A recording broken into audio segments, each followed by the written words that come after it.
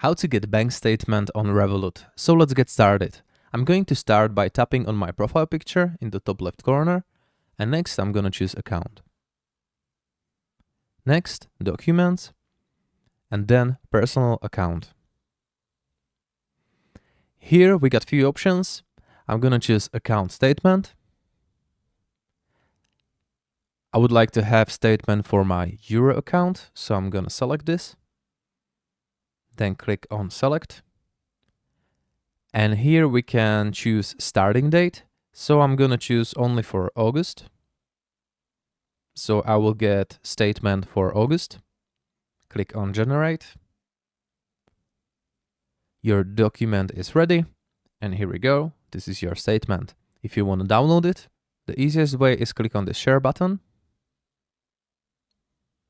And you can simply send it to yourself by email. And I'm gonna send it to myself, and then I'm gonna download this PDF statement. And that's it. This is how can you do it. Thank you for watching. Have a nice day and see you later.